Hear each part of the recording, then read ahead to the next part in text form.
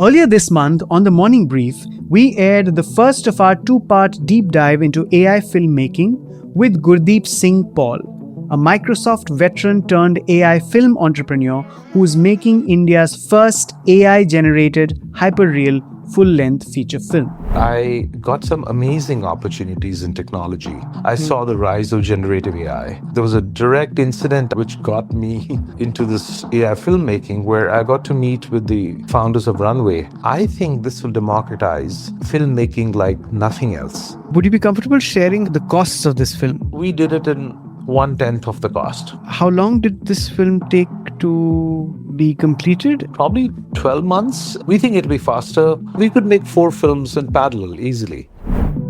Today, in the second and final part, we bring you the perspective of acclaimed filmmaker Shakun Batra. Best known for creating films like Kapoor and Sons, Gehraiyaan, Ek Main Aur Ek Tu, and the documentary Searching for Sheila. I don't want to get hurt again. हो सके तो कहानी याद रखना. That's damn impressive. When I was an empress, the kingdom was rosy. तुम्हारा bum काफी cute है. It's an 8 on 10. Shakun has now pivoted into AI-generated films. Of course, AI filmmaking is quickly emerging as a disruptive new language of cinema, cutting costs, collapsing timelines, and challenging the very format of storytelling.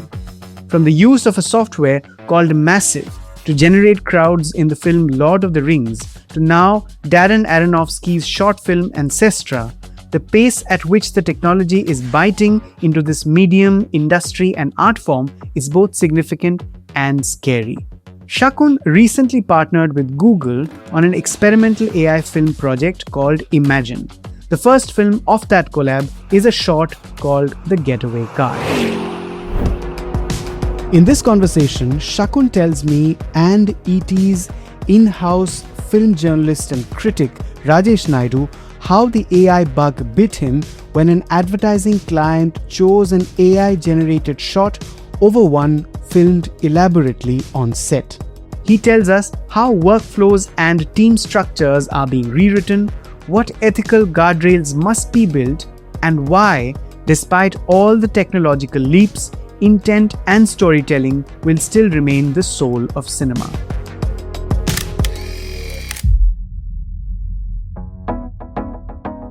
Welcome to our 800th episode. It's Thursday, the 28th of August. My name is Anirban Chowdhury. This is the Morning Brief.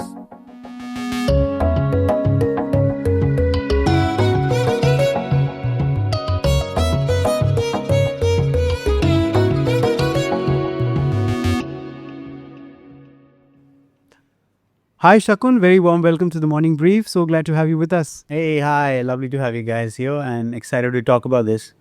Let's start with your current project, and before that, what are the decisions you made that brought you into AI generated filmmaking?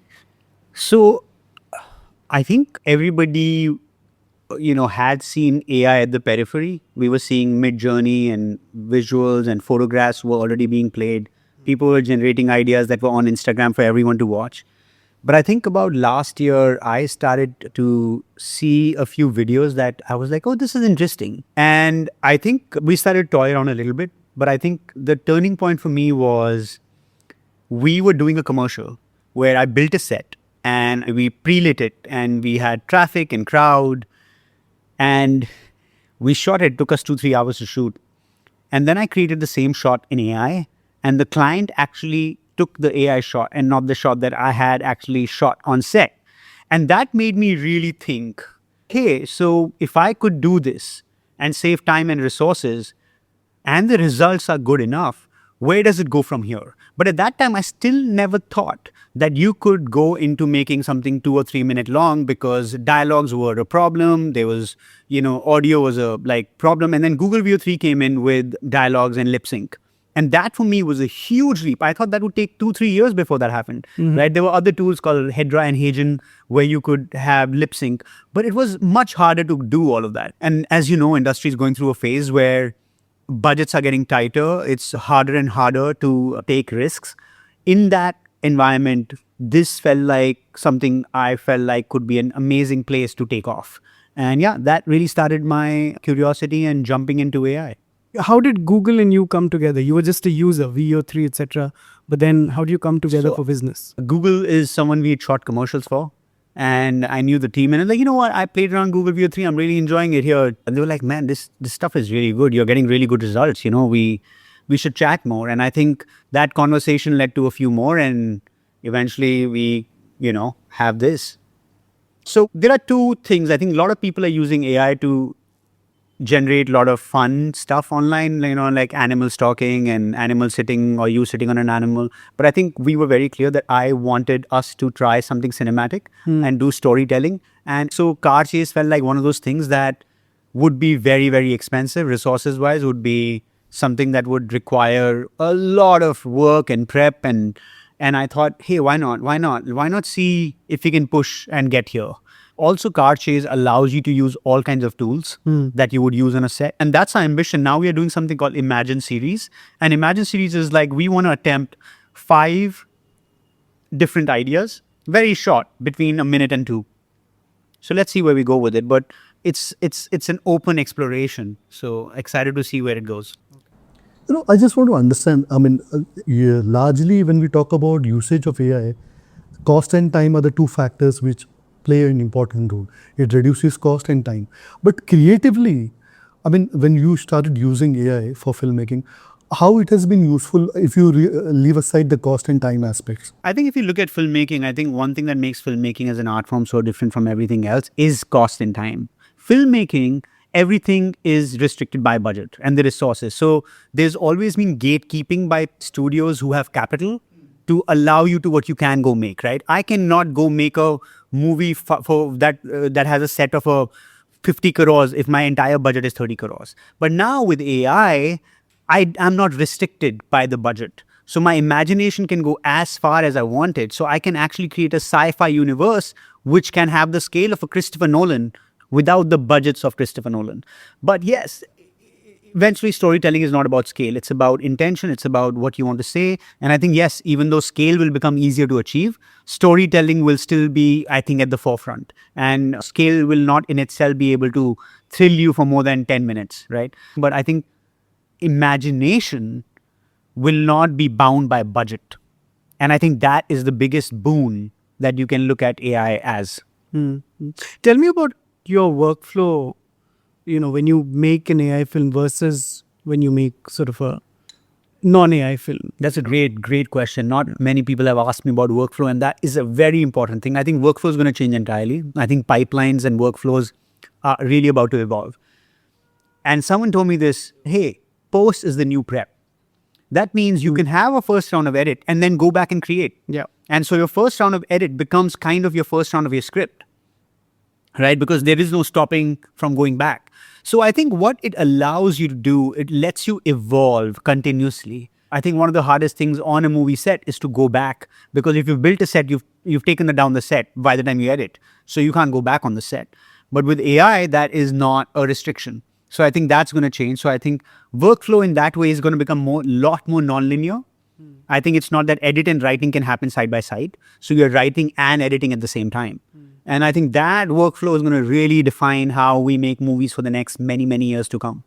But how is the composition of your team, the people in the room, how's that changing? Is it VFX editors, prompt leads? So I think one thing which most people are finding very hard to believe is that I've done the prompting myself. I took it as a film school for myself. And I was like, hey, if I want to learn this, then this is the easiest way. And honestly, I never thought I'll finish it. I thought I will try it, I'll learn some things, and I'll put 2 or 3 shots on the internet like everyone was doing, and I'll get done with it. But once I started seeing results get better, I was like, you know what, let me keep going further. Let me see if I can actually create a full 2-minute, right? So I think this team is very lean.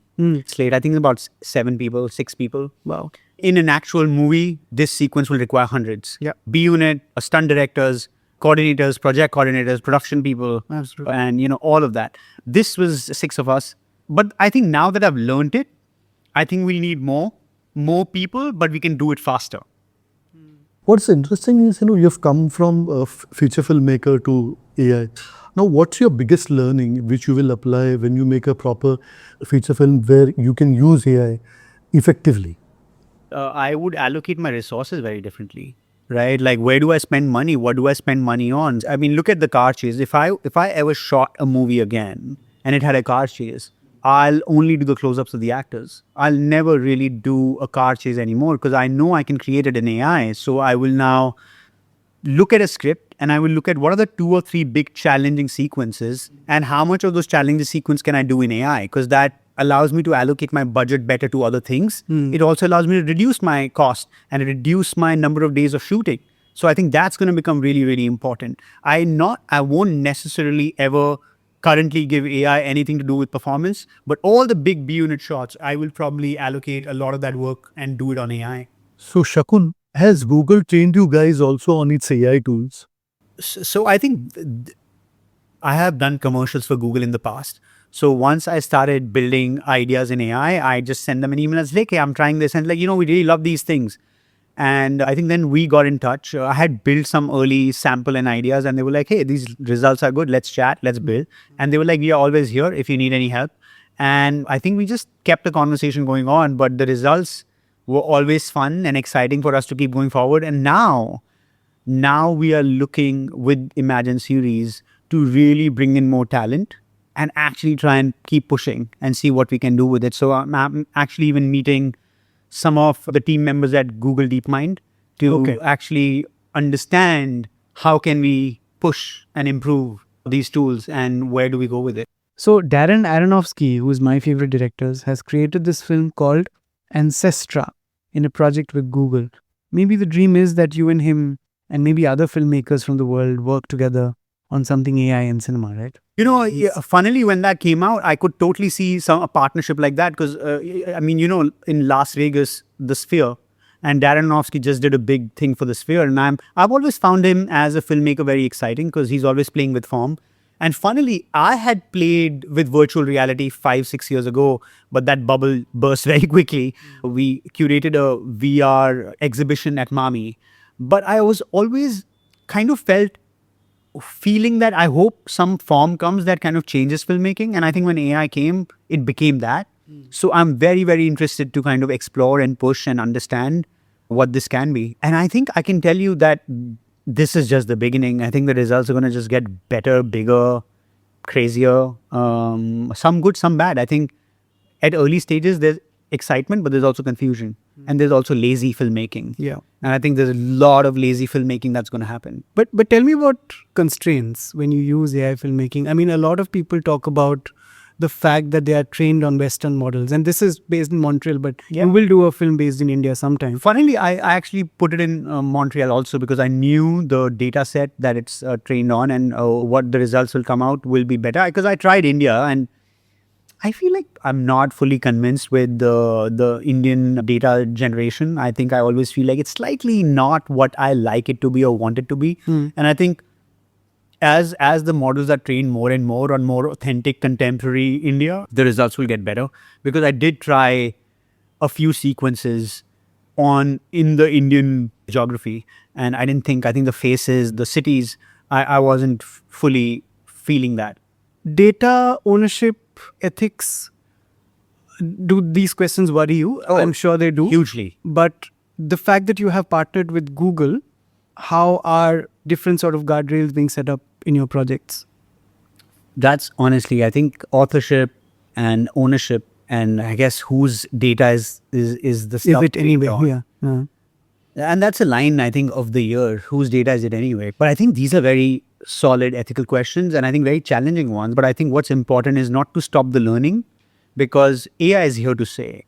And AI is going to change how we make films. But I think at the same time, we need these conversations. I think industry, legal and government authorities need to come in together and do set the guardrails, not just for artists, but also for copyright and authorship and consent. And I think those things are going to be very, very important in the next 2 years. And I honestly think those conversations are needed now. And Google and I haven't yet fully started those conversations, but those are conversations that we are very, very keen and interested in. And I think we do want to be a part of the changing landscape of the Indian media and ecosystem. And we want to really make sure that we can do it right. In fact, I'm very interested in those conversations. Those are conversations that I want to be a part of. I want to make sure we bring more and more people into it. So yeah, that's that. The Indian viewers connect with cinema is very, very emotional. You are giving them characters that ultimately don't breathe, they don't have a heartbeat, etc. Do you think it'll appeal? I mean, you can't code souls into characters. I love that. You can't code souls into characters. You're right. I think someone else also said AI doesn't have trauma, so how does it feel? And if you don't feel, can you really create? But I think at the end of the day, artists are not made by tools, they're made by intent. And I think it will always depend on the intention of the artist, how they want to use AI, that's going to matter. I generally don't see AI necessarily as a replacement to human beings. What I see is these two things to merge. And I do see like artists using AI to kind of expand their horizons and also like be able to express themselves and their imagination more clearly. I don't necessarily think that AI on its own is amazing to build. AI with bad instruction will always be a bad result. So that's what we're talking about, lazy filmmaking. If AI is kept in the hand of a lazy filmmaker, the film will always be lazy. And yes, it may look better. It may look like a lot of money has been spent, but I think audiences are now very well trained to very quickly see a bad product. This packaging doesn't matter beyond a point. And as more and more people can create scale is not going to impress you anymore. And that's when you will go back to the intent of an actor or a director or a storyteller. And I think eventually taste and intention will be the most valuable commodities when AI does the creation. Sure.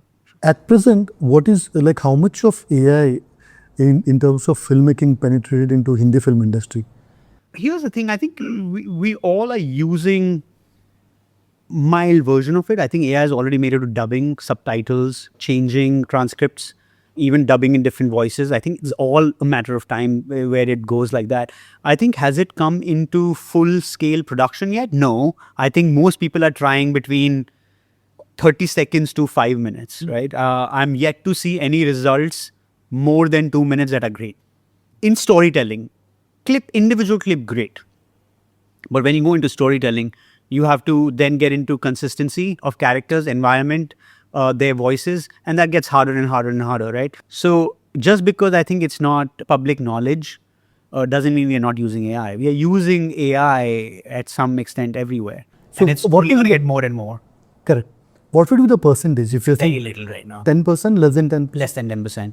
But I think if you see a lot of VFX is about to become AI.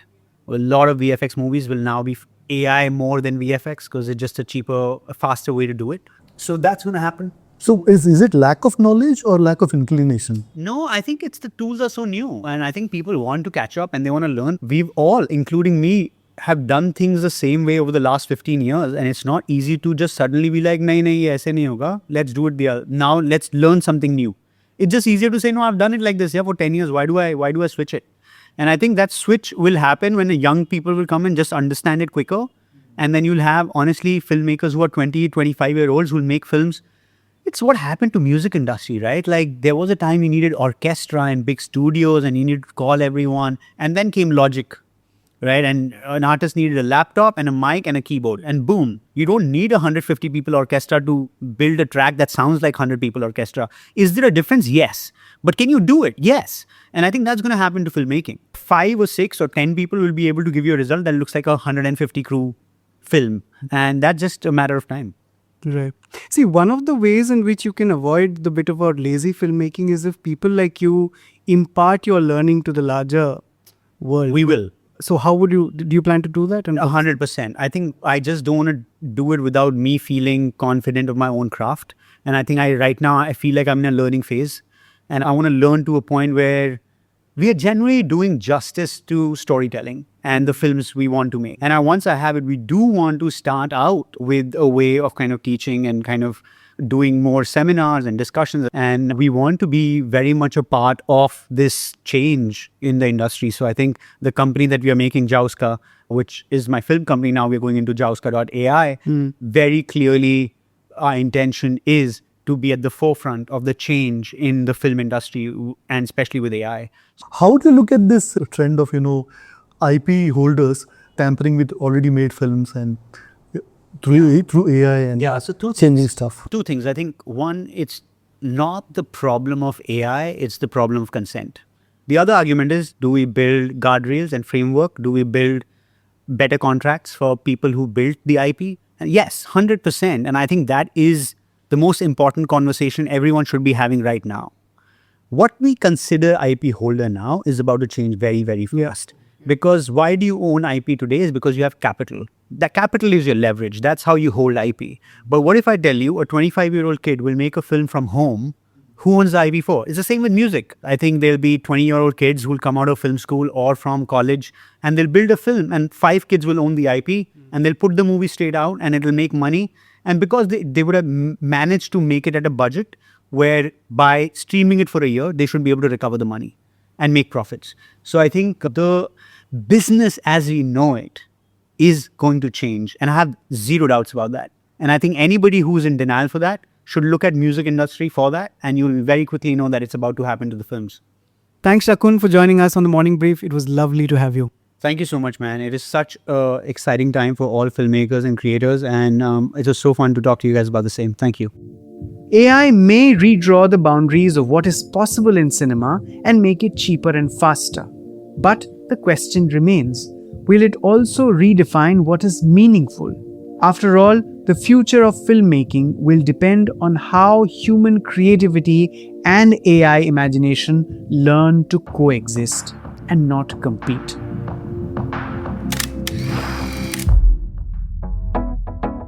This episode was produced by me and Vinay Joshi, sound designed by Amrit Reggie. The Morning Brief drops every Tuesday, Thursday and Friday on a listening platform of your choice. Also, don't miss ET's brand new podcast, Corner Office Conversation, where we talk to the most interesting business leaders from India and the world every alternate Monday, wherever you get your podcasts. Keep listening. All external clips used in this episode belong to their respective owners. Credits are mentioned in the description.